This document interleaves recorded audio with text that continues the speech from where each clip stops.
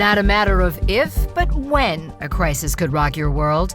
I'm Roshini Rajkumar, crisis strategist, licensed attorney, and host of The Crisis Files. In each case file, we explore a real-world crisis or a rip-from-the-headlines challenge. My crisis squad and I are here to find solutions. We also talk to community leaders who find themselves in the midst of challenges. In all cases, our suggestions are meant to help you handle your own crisis or prevent crises from happening. We do not provide legal, financial, medical, or PR advice for particular situations, but strongly recommend you seek out professionals to help with your specific need. Today, I've got Jonathan Weinhagen with me. As president and CEO of the Minneapolis Regional Chamber, he deals daily with challenges faced by businesses large and small. He's here to talk about an ongoing challenge for the work world since the phenomenon we call COVID, and that is remote work. In the case file, Rethinking Remote. As employers are pushing for more in-person work, employees are pushing back. A tight labor market has given employees the upper hand. Now managers are struggling with long-term implications of hybrid work arrangements. For cities, the lack of workers downtown means fewer customers for businesses that depend on foot traffic, restaurants, service providers, retail. Jonathan, none of this is new to you. Absolutely. Great to be here and great to talk about something that I talk about darn near every day. And that is, what does the future of work look like? We've been talking for the last 24 to 30 months through the pandemic that the future of work is going to be flexible. We know that, but we're really at an inflection point. As I talk to CEOs and business owners, they want their people back in their buildings. As I talk to city leaders, they want people back in their urban centers and in their shopping malls and in their restaurants. But as we hear from employees, they want to hold on to that flexibility. They want to stay at home. They want to walk their dog at 9:30 in the morning. So there's a really interesting tension. And while all of this is happening, we've got this labor force participation that is unprecedentedly low. Our unemployment, 1.8%, basically full employment. So employees truly do have the upper hand on so many fronts. So we have to chart a path forward and we have to choose what the future of our region is going to be. Do you have a sense that employees are not fearful of losing their jobs if they challenge their bosses? Yeah, absolutely. Employees right now have all of the opportunity in the world. There are 2 job openings for every person in the workforce today in our state. Think about that, 2 to 1. So we're hearing from managers that they're worried about employees leaving. We hear about quiet quitting. We hear about this great resignation. All of those things are very real. I talked to a Fortune 500 leader just in the last couple of weeks who suggested that mandating some regiment of in-person work could cost them up to 30% of their employee population. Wow. So that 2 to 1 stat you said for the state of Minnesota probably is playing out all over the United States. That's right. This is a national issue. Unemployment, obviously acutely felt here, but nationally, we've never seen employment at levels like we're seeing today. What are your thoughts for not only the costs, but some of the changes corporations and even small business will have to make in order to not only attract, but then keep their employees? I think there's a couple of things to think about. So I'll start from a place of cities and how cities should be thinking about this. If our goal is to stand in an arena sometime in the future, whether it's 23, 24, 25, and put up a big number on the screen and cheer, as we always do, talking about the employment level in our city, and have it resemble something like it did on March 13th, 14th, 15th of 2020, I think we're going to lose because the future of work is going to be different. If we can think about incentivizing people to come back downtown, if we can think about incentivizing people to live downtown, which, by the way, in a flexible remote work environment, people who are living downtown are working downtown some of their days, those are the things that are going to create a sense of vibrancy in our city. And then we have to start thinking about city building and region building differently. I'll take restaurants, for example. If you have a lease with a restaurant in a building today, it was likely structured on maybe 5 breakfasts, 5 lunches, and 5 happy hour and dinner services. Today that looks very different. I think building owners as businesses have to start thinking about hospitality in their building as an amenity, the same way they think about fitness centers, the same way they think about bike storage facilities, the same way they think about all of the other amenities. And we're just going to have to, again, think differently about what that built environment looks like. And then companies are going to need to think beyond, the paycheck as an incentive for people to be in a place. So daycare facilities on site, like you say, health clubs, the ease, maybe even dry cleaning services, things like that. So I recently had the honor of emceeing an event called the Minnesota Cup. So these awards are given thousands of dollars to entrepreneurs, startups. Sometimes they're years in and they're looking at that next stage funding. And one of the companies that came in second overall is working with AI and virtual reality robots. More robots for kind of some of the mechanized functions.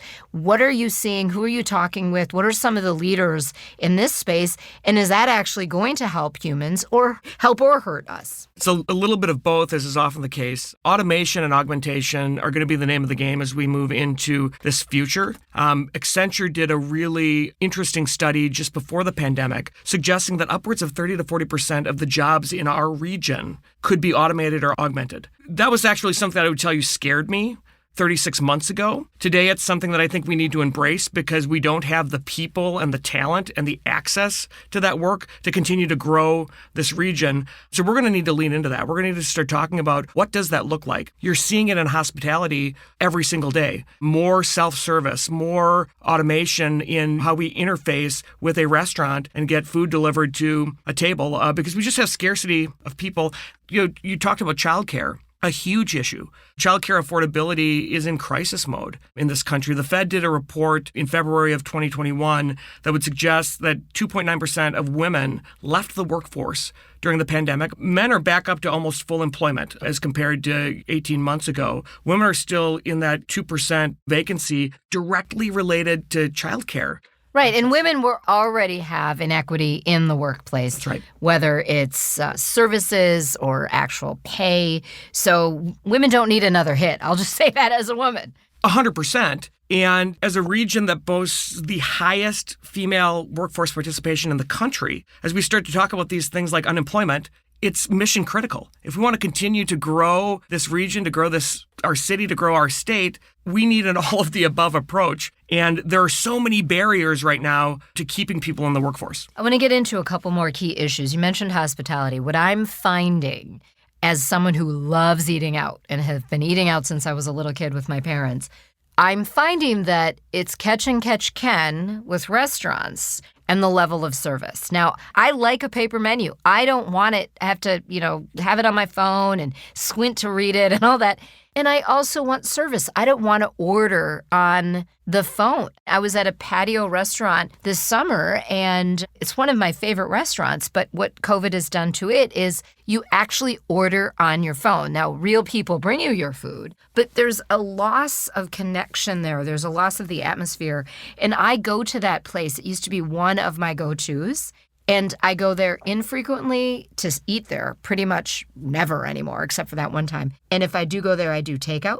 I tend to then frequent the places that are still doing tableside. They're coming to me, giving me a drink order, bringing me my food, all of that thing. So what are you hearing from the hospitality folks? And my guess is restaurant and hotel owners and managers are also frustrated. Absolutely. It's a bit of a mixed bag. They're all responding to the crisis at hand, and that's just not enough people. So I think in many cases, they didn't wake up one morning and say, hey, we should completely reinvent how we deliver a customer service experience. They woke up one day and said, I only have one server for this shift, and we need to do this differently. I think there's a sincere desire from the restaurant owners that I talk to, general managers across the city. They want to provide that level of service. They want something that resembles, that pre-pandemic world, and they have customers that want that too. There's certainly a segment of the population that enjoys and appreciates that zero interface. If we could actually figure that out at like furniture stores or Home Depot where I never have to talk to somebody, that'd be awesome. But in that hospitality space, to your point, that's what people are longing for. Exactly. They want to be waited on. They want to be served. They want to have that relationship. And the last thing I would add on that is it is a community. When I think about the places that I frequent, you get to know these folks. And that's one of the things that during the pandemic really struck me. The number of people who, I felt like they're part of my family. We'd go to a restaurant, we'd have a glass of wine, and I would get an update on their kids. And like we lost a couple of years. And we're going to start losing that if we don't have that human interaction. And speaking of human interaction, it is such a big part of company culture. And culture is a reason why people stay or go or want to get in on a certain company. So what kind of impact is this hybrid or work from home arrangement doing to company culture? It's absolutely having an impact on company culture and, as importantly, on mentorship. My father-in-law runs a large company in town, and I had the opportunity, I'll call it an opportunity, to be with him and my mother-in-law and our kids over spring break in the midst of the pandemic. And I'll never forget him getting off a phone call, and he was a little bit kind of befuddled. He had talked to somebody that used to sit right outside of his office, a younger, 23, 24-year-old, early in their career professional. He said, I haven't talked to this person in the last 18 months. And I used to stop by their cube every day, know what they were up to, know what they were into, and I've lost that. Learn from each other. Correct. Cross-generational mentoring. So I think it's twofold. One, we have to figure out ways to get people together because that organic engagement needs to happen. It's so critical. It's so important. You learn so much. And we have to be really intentional in a flexible and remote environment to how we do that mentorship, how we do that connection, how we create culture. I think it's both and.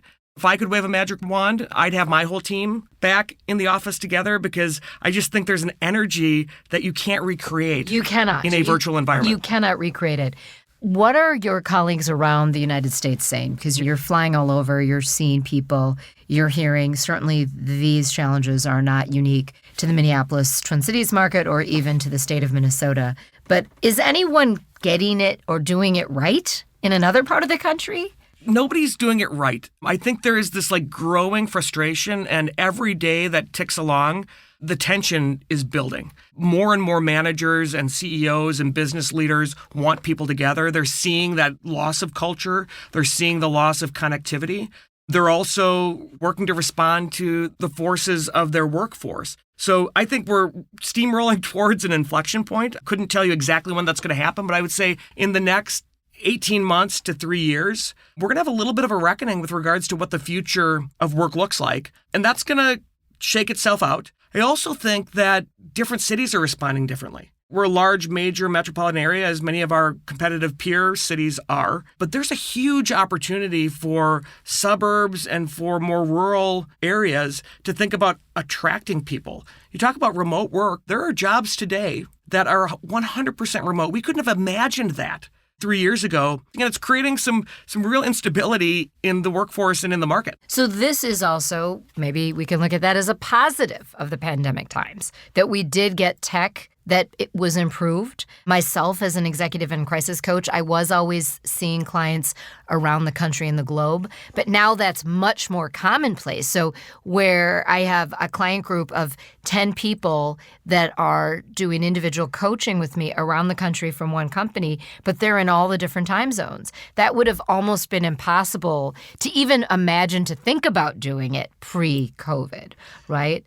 That's right. And to think about just sourcing different talent from different places. Right. The opportunity to say, hey, you might want to live in New York and work for a company in Minneapolis or vice versa. We're hearing a lot of that. It's creating some interesting challenges for human resources departments who have traditionally tiered wages related to a community, right? It's more expensive to work in Minneapolis than it is to work in Rochester, Minnesota, or in some rural parts of the community. It's certainly less expensive to live here than it is to live in New York. So all of those things are conversations. So challenges, but maybe some interesting opportunities. Let's talk a little bit about solutions. So it sounds like when a company makes a decision, and I have a client who's in the healthcare space, she is the chief human resources officer, and her stance on what she's advised and what they're living is, make a choice. Either you say, okay, you're all in and you're all out on one of these things. But do you recommend that companies just set clear policies, and then if you're an employee, you take it or leave it? Absolutely. I mean, clarity is so important. And the quicker you come to a decision point, the better. I think we've spent a really long time kind of kicking the can down the road, living in this space of uncertainty. I always talk about this with regards to our elected leaders and others. Like, uncertainty is the greatest challenge for a business leader.